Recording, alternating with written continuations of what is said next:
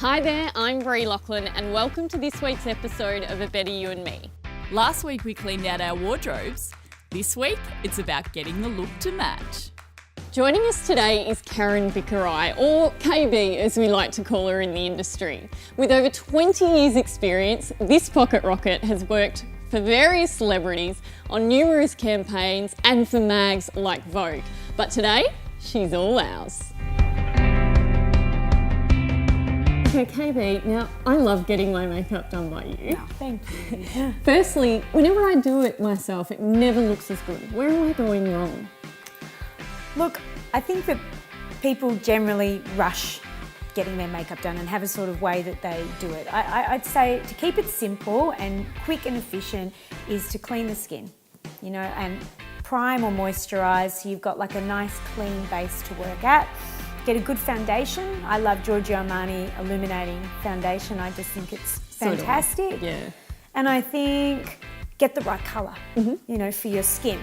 Where people generally go wrong is it's not the right colour and then they don't blend through the neck. So it's kind of creating this strong line across the jaw and the neck and the hands, and everything else is a completely different colour. Yes. So I think get the right colour and blend. Yeah.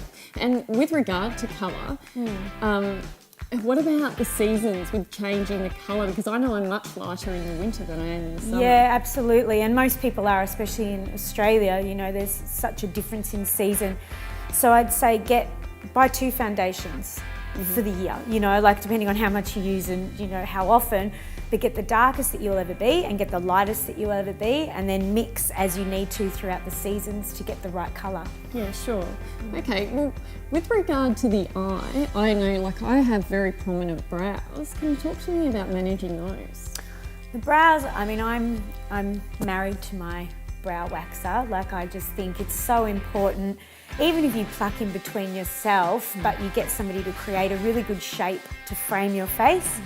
Firstly and foremost, that's important. Secondly, I'd say always do your brows. Like, it frames your face. You don't realise how important it is until they're done, and you realise how much of a difference it makes. So I think always comb them in place. Fill them either with a brow liner, either with a powder or a mascara brush that's got tone in it, and then finish off with a clear brow gel. And that'll hold it. And yes. So you don't have to then worry about it for the rest of the day. The brow gel is great. I know I've just sort of learned to use that. Some of the products that are available, I know you use the Bloom. The Bloom one I find fantastic. I think it's cheap, it's really affordable, and it works. It lasts. You can go down the path of buying one like NARS, and they have 3 or 4 different colours. I think I tend to edge on a lighter side of your natural hair colour. Like when you go too dark, I find it looks, I don't know, it looks artificial and it looks too liney. Yes. Go a shade or 2 lighter and it will just fill in those gaps but still create a really natural look. Sure. So still focusing on the eye, from the brow, I know I love eyeliner, but recently I've realised that black in the day really doesn't quite work. Yeah. Look, you can get away with it sometimes if you're in that kind of mood, but on a day-to-day level, if you're dressed quite casually, you've got a lunch or you're just going to work, I would tend to say, if you're a real eyeliner person that can't leave the house without eyeliner, go for a softer brown. Like Bobbi Brown's little eye gel, I think is fantastic. It's a really neutral, soft brown. But I mean, you can find one that works for you, whether it's a pencil or a gel. Sure. But yes, tend to go on the softer sides for daytime wear. Absolutely, yeah.